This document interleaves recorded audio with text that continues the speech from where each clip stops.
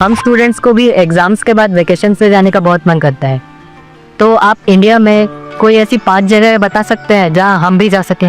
आप जिस तहसील में से हो, कौन सा तहसील है आपका? सर मैं रायपुर से। रायपुर से। रायपुर तहसील में कौन कौन सी चीजें हैं, इसका जरा लिस्ट बनाओ। 1 घंटा लगेगा, 2 घंटे लगेंगे, जाऊंगा। फिर लिस्ट बनाओ जिले में कौन से हैं जो देखे नहीं हैं, फिर तय करूं मैं राज्य में कौन से हैं, छत्तीसगढ़ में ऐसी कौन सी जगह मैं गया नहीं हूँ। हमें कहीं पर भी जाए स्टूडेंट के रूप में जाना चाहिए, तब टूरिज्म का मजा आता है। रेल के डिब्बे में जाना और साथ में खाना भी ले जाना, देखना चाहिए कैसा अनुभव होता है। भीड़ होती है, क्या होता है, लोग बातें करते हैं, क्या करते हैं, इसका एक आनंद होता है, जीवन में सीखने को मिलता है। भारत इतनी विविधताओं से भरा हुआ है, एक जिंदगी भी कम पड़ जाए देखने के लिए। सर मेरा प्रश्न आपसे यह है कि कभी कभी हम एग्जाम के दौरान रिवीजन नहीं कर पाते हैं, जिससे हमारा मन अशांत हो जाता है। तो सर हम अपने मन को शांत कैसे करें, एग्जाम के दौरान भी और एग्जाम हॉल में जाने से पहले की? 1 वीक देख लीजिए परीक्षा के पहले का, सभी चीजों को अपने ऊपर नीचे तो कर ही लिया होगा। आप मान के चलिए आपने जो सुना है, आपने जो पढ़ा है, वो बेकार नहीं गया है, कहीं ना कहीं तो स्टोरेज है ही है वो। आप शांत मन से बैठ लीजिए, चिंता मत कीजिए, जैसा पेपर आता है देख लीजिए। दूसरी चीज, आप अच्छा विद्यार्थी बनना है ना, आपको उस विषय पर ग्रिप होनी चाहिए ना, तभी तो अच्छे विद्यार्थी बनोगे। सब्जेक्ट पर ग्रिप कैसे आएगी? एक अच्छा खिलाड़ी कैसे बनता है? निरंतरता बनाए रख, डिसिप्लिन में रहता है, रूटीन में चलता है। सबसे बड़ी बात है वो लगातार कंपटीशन करता रहता है, गिरता है, पटकता है, हारता है, जीतता है, करता है, उसमें से वो खिलाड़ी बनता है। ठीक है, आपको मैं एक सुझाव देता हूं, आप करिए। आपके क्लास में कुछ विद्यार्थी होंगे, आपको लगता है जरा पढ़ने में थोड़ा कम है, ऐसे तो होते ही हैं, हा? ऐसे एक आध को आप दोस्त बनाइए, ये टेक्निक बहुत कायम आई है आपको। उसको कहो कि मैं आज तुझे मैथ सिखाना चाहता हूं। अब उसको मैथ सिखाने के लिए आप जो मेहनत करेंगे, दिमाग फोकस करेंगे, आपका मैथ्स पक्का होगा कि नहीं होगा? मैं ताइक्वांडो खेलती हूँ और मैं आगे चल के स्पोर्ट्स पर्सन बनना चाहती हूँ। अपनी स्टडीज और स्पोर्ट्स को बैलेंस करके कैसे रख सकती हूँ? शिक्षा की जीवन में भी जरूरत है, समाज जीवन में भी जरूरत है, इसको अंडर एस्टिमेट नहीं करना चाहिए। ये गलती कभी मत करना कि खेल में मैं बहुत अच्छा हूं इसलिए मुझे पढ़ने की जरूरत नहीं है, लेकिन शिक्षा ही सब कुछ कर लेगी ऐसा नहीं है। आप में हुनर है, जो भी है उसको डेवलप करना चाहिए। खिलाड़ी बनने के लिए खेले वो एक विषय है, लेकिन जिंदगी में खेल होना चाहिए, ये भी बहुत जरूरी है। जिंदगी खेल होने से बचाना है तो जिंदगी में खेल होना चाहिए। खेलना भी है, खेलूंगा तो खिलूंगा, और पढ़ना भी है ताकि और लोग कहें नहीं कि इसको कुछ पढ़ना उड़ना आता नहीं इसलिए मैदान में रहता है। नहीं, पढ़ने में भी मैं पावरफुल हूँ, खेलने में भी पावरफुल। वो जो भी बताए उसको मैं अपने लाइफ पे इम्प्लीमेंट करने का कोशिश करूँगी, और मैं लफ्ज़ों में बयान नहीं कर सकती आज जो भी हुआ। सर मेरा सवाल ये है, जैसे कुछ सालों पहले आपने स्वच्छ भारत स्टार्ट किया था, हमारा नया रायपुर भी डेवलपमेंट की ओर जा रहा है, तो हम एज अ स्टूडेंट उस डेवलपमेंट के लिए, अपने एनवायरनमेंट को प्रोटेक्ट करने के लिए क्या कंट्रीब्यूट कर सकते हैं? प्राकृतिक संपदा को बचाने का हमारे स्वभाव में होना चाहिए, और धीरे धीरे हमें लोगों को जोड़ना चाहिए। अब जोड़ते रहते हैं तो बदलाव आता है। खुद के जीवन में कुछ नियमों का अगर हम पालन करते हैं, जैसे अब पानी, मुझे बताइए कि मैं ब्रश कर रहा हूँ और पानी बह रहा है, अरे भाई तुम ब्रश कर रहे हो तो पानी तो बंद करो, जब मुंह धोओगे तब पानी लेना, छोटी छोटी चीजें होती हैं। एक बार मैं एक गांव की यात्रा कर रहा था, दूर से मैंने देखा कि एक जगह एकदम से जंगल जैसा लग रहा है, बड़ा हरी भरा। क्या है बोले तो स्कूल है। ओके, सब इतना सूखा है, ग्रीन है। वहाँ एक टीचर थे, उस टीचर ने ये जो पेट्रोल पंप होता है, वहाँ जो ऑयल के कैन वगैरह होते हैं वो इकट्ठे करते थे वो, और बच्चों को कहते थे कि तुम्हारे घर में वो जो पानी होता है जिसमें खाने का कुछ अंश होता है, वो इस बोतल में रोज स्कूल आओगे तब भर करके आना। तो सारे बच्चे वो बोतल भर के या जो उनको कंटेनर दिया है वो भर करके आते थे, और उन्होंने वहाँ पेड़ लगाए थे। हर बच्चे को एक पेड़ दे दिया गया था। वो जो पानी ले आता था वो उसमें डालना होता था। उसको फर्टिलाइजर का भी काम करता था, सब्जी वब्जी के टुकड़े होते थे। उसके कारण वो पूरा स्कूल को चारों तरफ एकदम से ग्रीन बन गया था। एक टीचर ने इतना बड़ा परिवर्तन लाया।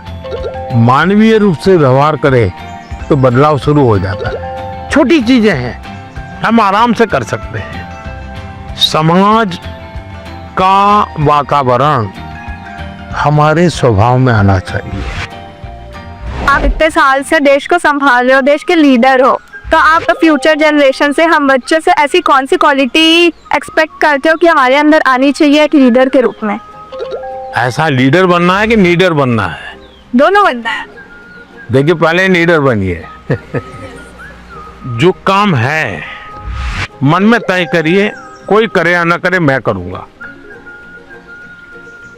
जब ये शुरू आ जाएगा, मैं अपने से शुरू करूंगा, तो आप देखिए अपने आप लीडरशिप आना शुरू हो जाएगी। जैसे मान लीजिए कूड़ा कचरा है, आप जा रहे हैं और आपने एक उठा लिया, तो आपके साथ जो 4 लोग चलते होंगे ना, आपने देखा होगा वो भी, उनको भी लगे यार उठा लो। मतलब आप लीडर बन गए कि नहीं बन गए? अच्छी चीज है, हमें अपने आप को हमेशा लीडर रोल में तैयार करना चाहिए। ये अच्छा विश्वास है, विचार भी अच्छा है। लेकिन लीडर का मतलब ये नहीं है कि चुनाव लड़ना, पॉलिटिकल पार्टी बनाना, पार्टी में जाना, लच्छादार भाषण करना, ऐसा नहीं होता लीडर। मतलब लीडरशिप में एक क्वालिटी होनी बहुत जरूरी है कि आप 10 लोगों को अपनी बात समझा पाओ। थोपनी नहीं है, समझानी है। समझाने के लिए पहले उसको समझना है। जो उनको समझ पाता है वो समझा पाता है, जो उनको नहीं समझता है वो कुछ नहीं समझा पाता। और इसलिए हमारी कोशिश ये होनी चाहिए कि उनको समझना चाहिए। उन्होंने बहुत अच्छे से बताया कि किसी के अंदर एक लीडरशिप क्वालिटीज होती है अगर वो किसी चीज के लिए रिस्पॉन्सिबल हो रहा है। If I would describe this world and I would say सपना। मैं प्रधानमंत्री से मिली। I am very lucky. बहुत अच्छा था, मतलब ऐसा एक्सपीरियंस जो लाइफ में बहुत कम लोगों को मिलता है। परीक्षा की तैयारी के अनुभव, परीक्षा के समय आने वाले विचार, स्ट्रेस और लोगों की एक्सपेक्टेशन से जुड़े हुए ढेर सारे सवाल लगातार चर्चा का हिस्सा बनते हैं। और परीक्षा पे चर्चा का मकसद ही है कि हमारे युवा साथी इस पर खुलकर बात करें। परीक्षा पे चर्चा सिर्फ बोर्ड एग्जाम की तैयारियों से जुड़ी नहीं है। मैं जब आपके सवाल सुनता हूं तो स्वाभाविक है मेरे मन को भी वो छूते हैं। मैं अंदाजा लगाता हूं कि जीवन के कई पहलुओं से जुड़ी हुई बातें हमारे युवा मित्रों के मन में लगातार चल रही है। मैं अब आपको गुजरात लेकर चलूंगा। वहां के बच्चों ने और विशेषकर ट्राइबल बेल्ट के मेरे आदिवासी बच्चों ने जो सवाल पूछे, और उन्होंने तो मुझे सचमुच में हैरत में डाल दिया था।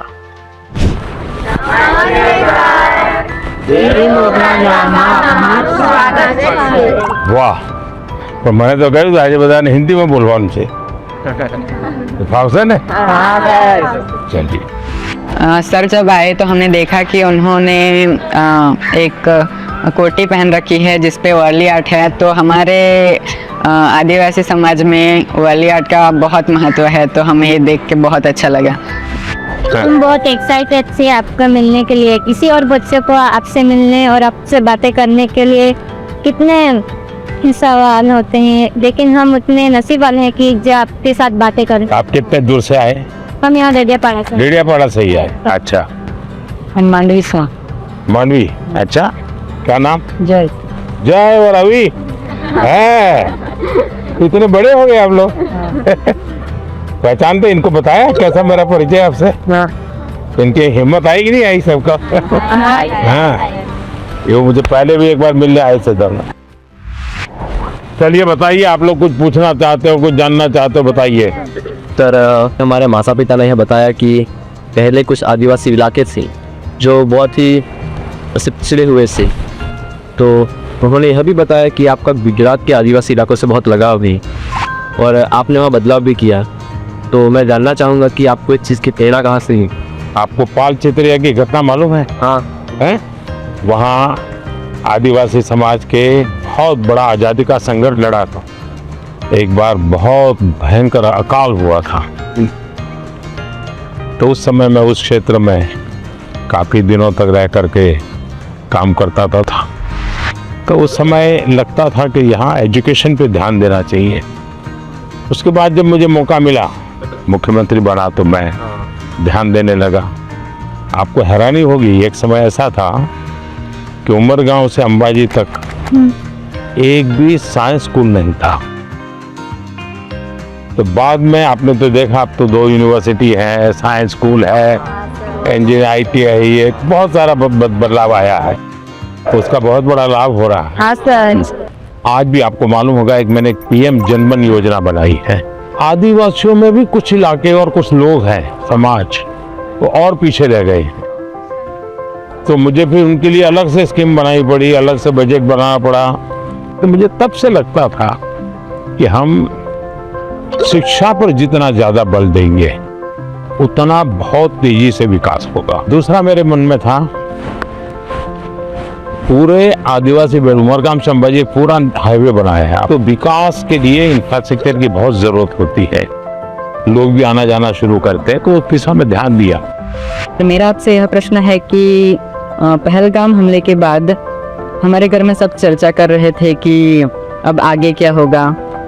पूरा देश आपकी ओर देख रहा था। फिर ऑपरेशन सिंदूर हुआ और हमारे देश की सेना ने जीत हासिल की।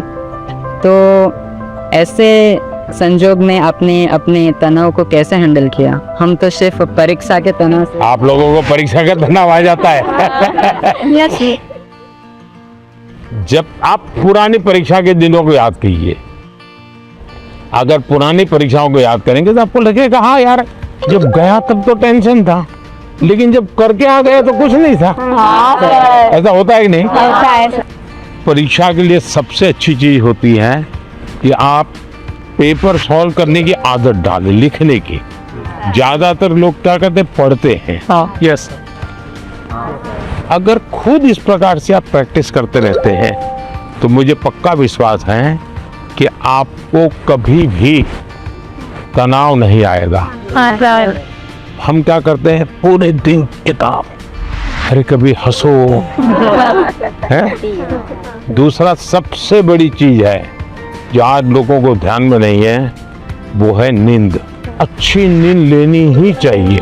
आपको लगेगा ऐसा कैसा प्रधानमंत्री है जो सोने की बात करने के लिए आए, हम तो एग्जाम के लिए पूछ रहे थे।